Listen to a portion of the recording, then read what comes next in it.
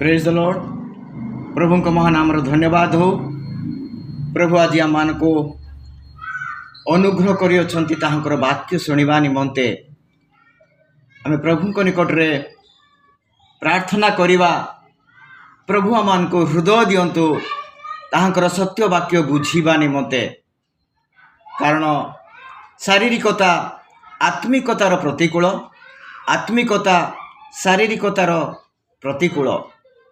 यदि शारीरिकता विषय देखिबा, आत्मिकता विषय देखिबा, कारण परस्पर प्रतिकूल। कारण जे माने शरीर रे बंचंती आ से माने शारीरिक भाव में भावंती, शारीरिक भाव में बुझंती, आ शारीरिक भाव में शरीर पाई से माने बंचंती। आ जे माने आत्मिक भाव में ईश्वर को वाक्य उपरे निर्भर करती, आत्मा को द्वारा परिचालित होती, आत्मा को उपरे विश्वास करती, से माने आत्मिक जीवन आत्मिकतार से माने बंचती। तेणु शारीरिक मनुष्य आत्मिक भाव में से बंची पारे नहीं, आत्मिक मनुष्य शारीरिक भाव में से बंची पारे नहीं। आ जो माने शरीर रे बंचिबा पाई इच्छा करती, अनेक समय आम्भे माने कही था आम्भे माने आत्मिक, मु ईश्वर वाक्य को विश्वास करे, भरोसा करे, मो आत्मा रे परिचालित हुए, किंतु आम्भे माने शरीर आ शारीरिक कथा शुणी था। शरीर आम को जहाँ कहे शरीर अनुसार आमे बंची था। तेणु अनेक समय आम माने दुखित होई थाओ, परिस्थिति रे पड़ी थाओ, समस्या रे पड़ी थाओ, अभाव रे पड़ी थाओ। कारण शारीरिक विषय सर्वदा मनुष्य को दुख देई थाए, आ अंधकार आड़ को ठेली देई थाए, मृत्यु आड़ को ठेली देई थाए। तेणु मोर प्रिय बंधुगण, मोर प्रिय प्रभुंकर लोक माने, आज आम माने ईश्वरंकर वाक्य शुणिबा। कारण जड़े व्यक्ति से ता जीवन रे आई समस्त विषय मु जानी अच्छी, मु करी अच्छी, मु बुझी अच्छी, मु पालन करी अच्छी, ए समस्त कही से ईश्वरंकर वाक्य को ग्रहण करि पारु नाही। आसंतु आम माने देखिबा माथ्यू लिखित सुसमाचार 19 पर्व 16, 17, 18, 19, 20, 21 माने पाठ करिबा।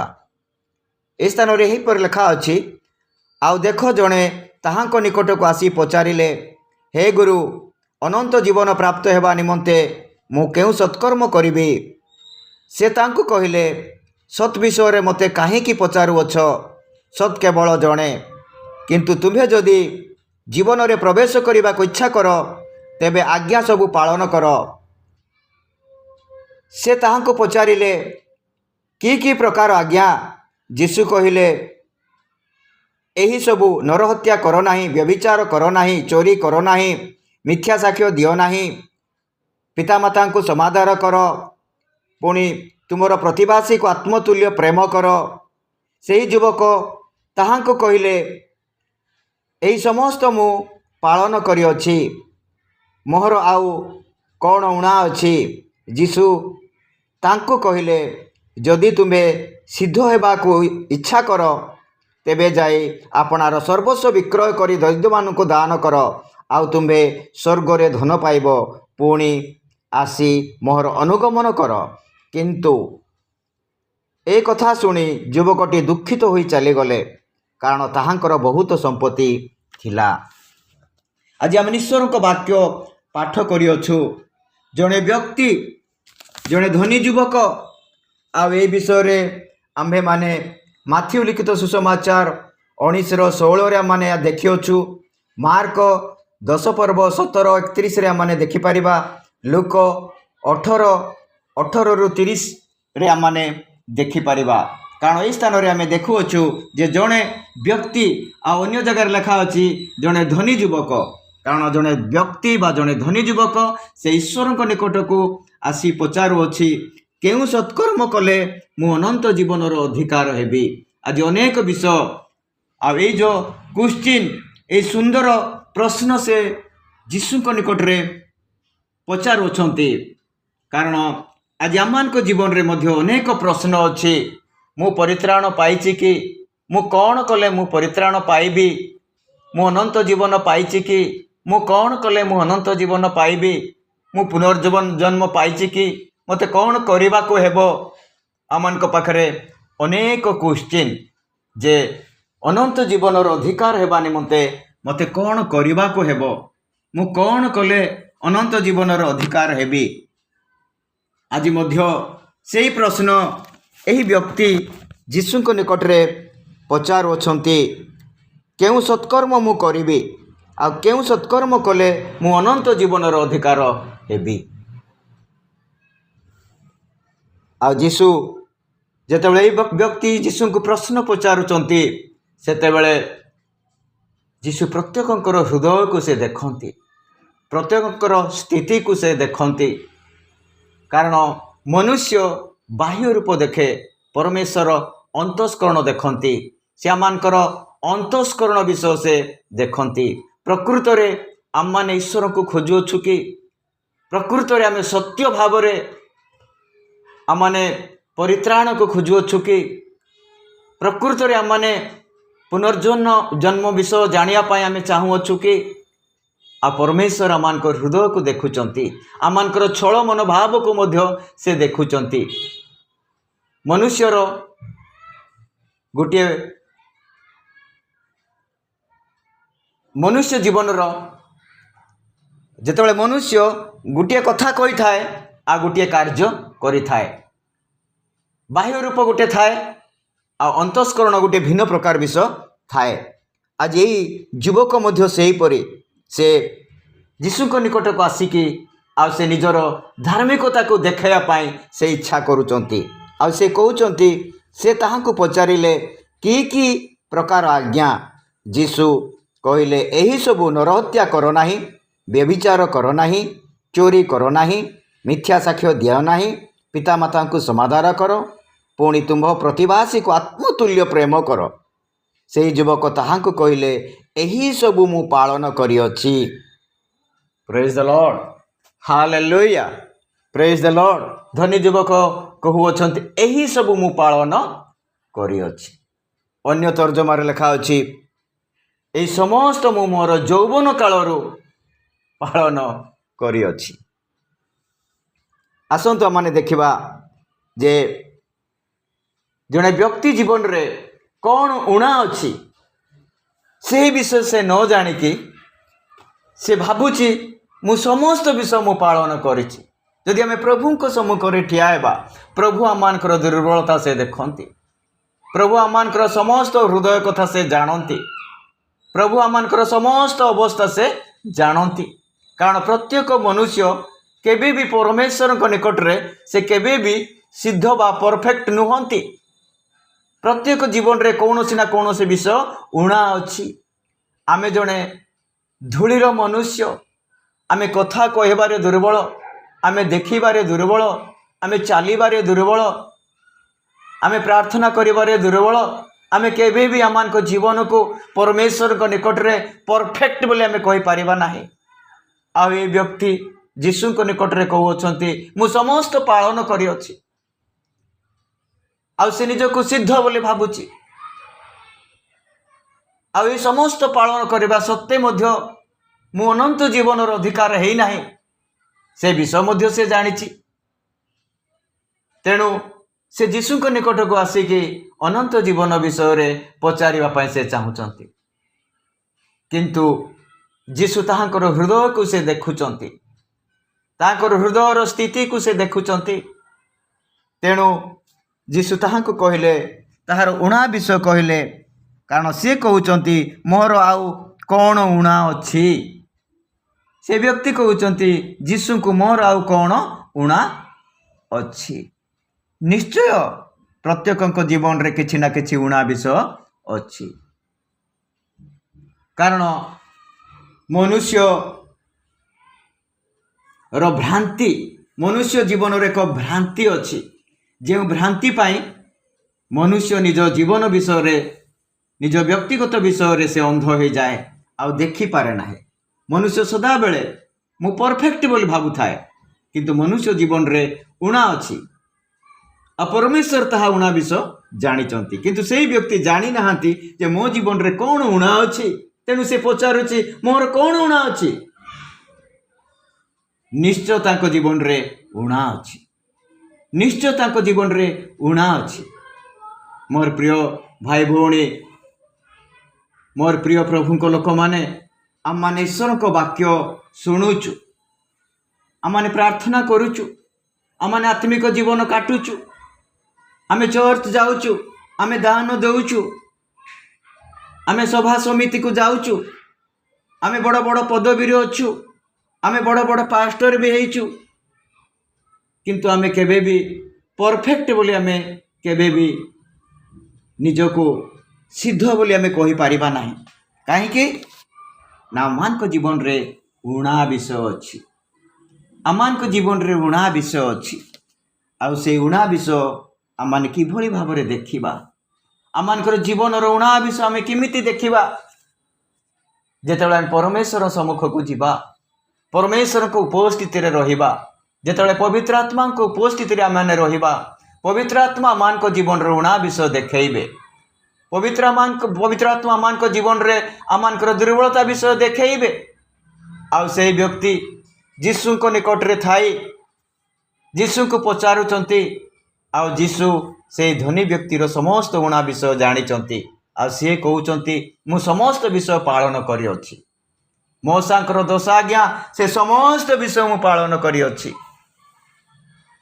तेणु प्रभु ताहाकू कहउचंती, कौन कहउचंती?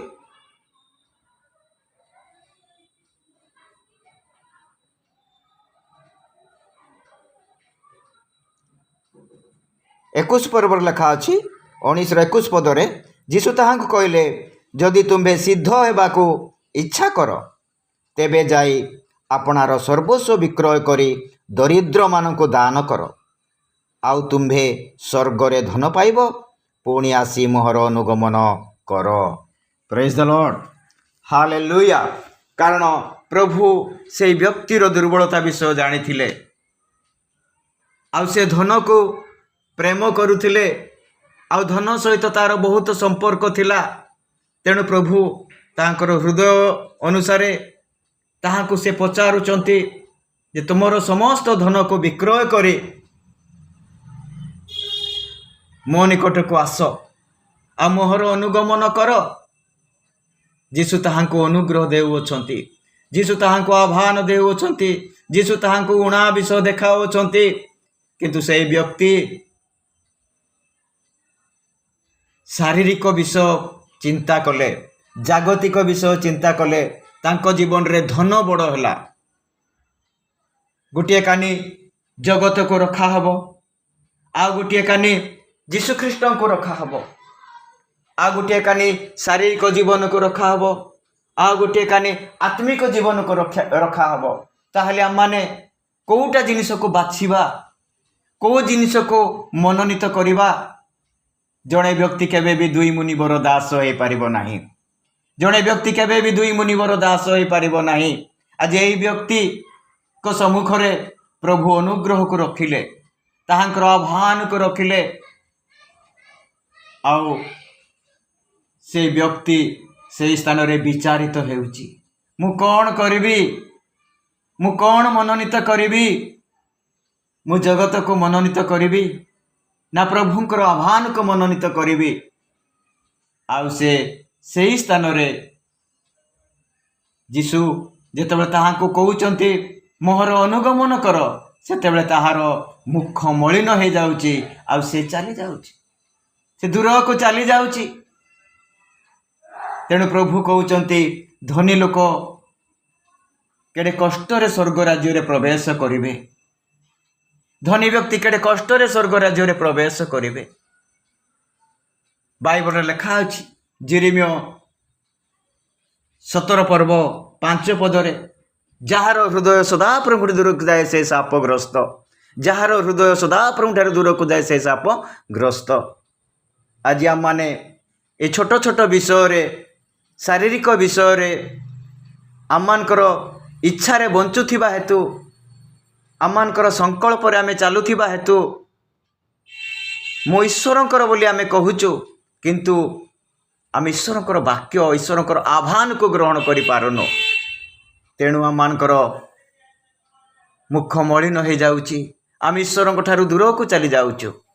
किंतु जो माने ईश्वरंक ठारे भरोसा करंती, निजर हृदय को ईश्वरंक ठारे चूर्ण करंती, जे माने ईश्वरंक निकट को फेरी आसंती, प्रभु से मानको अनुग्रहर द्वार खोली देई थांती। आमाने देखिबा जेतेबेले यीशु ख्रीष्ट जिरिहोर रास्ता रे जाउथिले, से समय से स्थान रे जड़े धनी व्यक्ति सहित यीशुंकर देखा होइथिला। से होचंती जक्ष। आ प्रभु कहले, हे जक्ष शीघ्र ओह्लै आस। आउ जक्ष शीघ्र ओह्लै आसिले।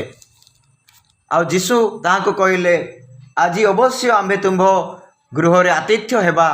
आ जक्ष यीशु ख्रीष्ट को स्वागत कले, ग्रहण करिके नहीं गले तांको गृह को। आ यीशु को जेतेबेले से गृह मध्य को नेउचंती, से मध्य जड़े करग्राही थिले, से मध्य जड़े धनी व्यक्ति थिले, से मध्य जड़े बहुत संपत्तिर मालिक थिले।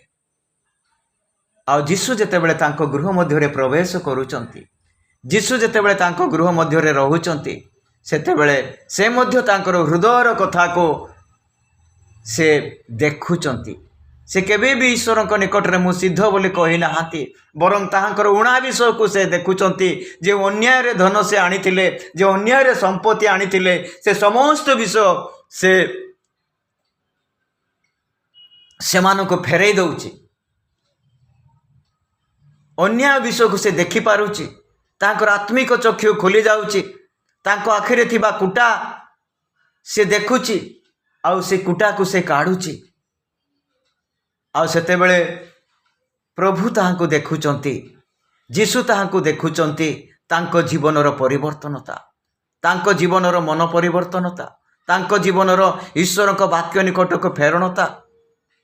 आउ यीशु कहउचंती, एहांको गृह रे आज महापरित्राण उपस्थित। प्रभु से व्यक्ति को रेकमेंडेशन करूचंती जे एही व्यक्ति ठारे परित्राण अछि। ए मध्य जड़े अब्राहमकर संतान। Praise the lord, hallelujah. तेणु जे व्यक्ति ईश्वरंकर, जे व्यक्ति ईश्वर को प्रेम करे, जे ईश्वर निकट को फेरे, से जगतर समस्त किछि विषय को परित्याग करी ईश्वर निकट को आसी थाए। ईश्वर निकट को फेरिबा, यीशु ख्रीष्ट को ग्रहण करिबा, यीशु को विश्वास करिबा, यीशुंकर प्रेम को विश्वास करिबा, यीशुंकर अनुगम, यीशुंकर आह्वान को ग्रहण करिबा, ताहा ही अनंत जीवन। कारण ईश्वर जगत को एमंत प्रेम कले, से अपना अद्वितीय पुत्र को दान कले, जे कही ताहांको ठारे विश्वास करे से विनष्ट नहीं अनंत जीवन प्राप्त हुए। ए स्थान रे आमे देखुचु ईश्वर को प्रेम को, ईश्वर कार्य को विश्वास करिबा, कर्म करिबा विषय स्थान लिखा है ना, विश्वास करिबा। से धनी युवक कहले, मु कौन करिबी, कौन करिबा पाए प्रभु कहू नाहांती। ईश्वरंकर वाक्य को विश्वास करी ईश्वरंकर अनुगमन करिबा, ईश्वरंक निकट को फेरिबा, ताहा हेले आम माने प्रचुर आशीर्वाद पाइबा। प्रभु आमान को अनंत जीवन देबे, प्रभु आमान को परित्राण देबे। आमे जने ईश्वरंकर संतान होई ईश्वरंकर राज्य रे आम माने ईश्वरंकर संतान होई बंचिबा, आमे अनुग्रह पाइबा। आज से व्यक्ति ईश्वरंकर आह्वान को ग्रहण कले नाही, आउ ताहांकर मुख मलिन होई गला। से जगत को ग्रहण कले। जगत केबे मनुष्य को शांति दिए नाही, जगत केबे भी मनुष्य को भरोसा दिए नाही।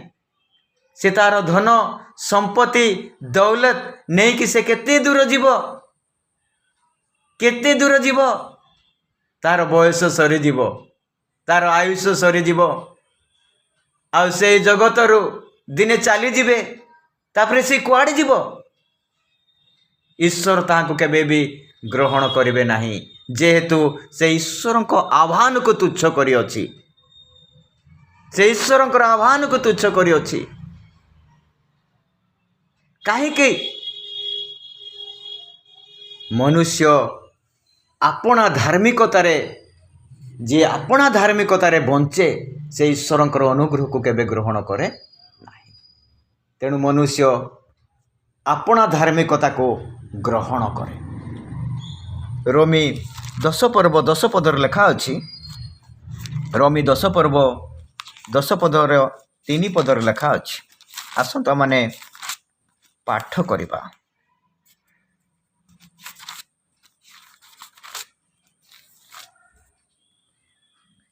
ଯେଣୁ ଈଶ୍ୱର ଦତ୍ତ ଧାର୍ମିକତା ବିଷୟରେ ଅଜ୍ଞ ହୋଇ ଓ ଆପଣା ଆପଣା ଧାର୍ମିକତା ସ୍ଥାପନ କରିବାକୁ ଚେଷ୍ଟା କରି ସେମାନେ ଈଶ୍ୱରଙ୍କ ଦତ୍ତ ଧାର୍ମିକତାରେ ବଶୀଭୂତ ହେଲେ ନାହିଁ।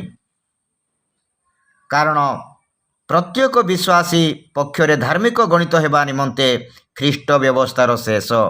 ପ୍ରେଜ୍ ଦ ଲର୍ଡ, ହାଲେଲୁୟା। କାରଣ ଈଶ୍ୱର ଦତ୍ତ ଧାର୍ମିକତାକୁ ଗ୍ରହଣ କରିବା ପାଇଁ ଆଜି ଅନେକଙ୍କର ହୃଦୟ ନାହିଁ। କାହିଁକି? ସେମାନେ ନିଜର ଧାର୍ମିକତାରେ ବଞ୍ଚିବା ପାଇଁ ସେମାନେ ଇଚ୍ଛା କରନ୍ତି। ଯେଉଁମାନେ ନିଜର ଧାର୍ମିକତାରେ ବଞ୍ଚନ୍ତି ସେମାନେ କେବେ ବି ଈଶ୍ୱରଙ୍କର ଧାର୍ମିକତାକୁ ଗ୍ରହଣ କରନ୍ତି ନାହିଁ। ତେଣୁ ମନୁଷ୍ୟର ଧର୍ମକର୍ମ, ମନୁଷ୍ୟର ଚେଷ୍ଟା, ମନୁଷ୍ୟର ଧାର୍ମିକତା ତାହା ଏକ ଛିଣ୍ଡା କନା ସଦୃଶ୍ୟ। ତାହା ମାନଙ୍କୁ ସ୍ୱର୍ଗ ରାଜ୍ୟକୁ ନେଇପାରିବ ନାହିଁ। ତାହା ମାନଙ୍କୁ ଅନନ୍ତ ଜୀବନର ଅଧିକାର କରାଇ ପାରିବ ନାହିଁ। ଆମ୍ଭେମାନେ ଯେତେବେଳେ ଈଶ୍ୱରଙ୍କର ଧାର୍ମିକତାକୁ ଗ୍ରହଣ କରିବା, ସେତେବେଳେ ଆମେ ଈଶ୍ୱରଙ୍କର ଆହ୍ୱାନକୁ ଆମେ ଗ୍ରହଣ କରୁଅଛୁ, ଈଶ୍ୱରଙ୍କର ଇଚ୍ଛାକୁ ଗ୍ରହଣ କରୁଅଛୁ, ଈଶ୍ୱରଙ୍କର ପ୍ରେମକୁ ଆମେ ଗ୍ରହଣ କରୁଅଛୁ। ପ୍ରଭୁ ଏହି ବାକ୍ୟରେ ଆମମାନଙ୍କୁ ଆଶୀର୍ବାଦ କରନ୍ତୁ। ଆମେନ୍।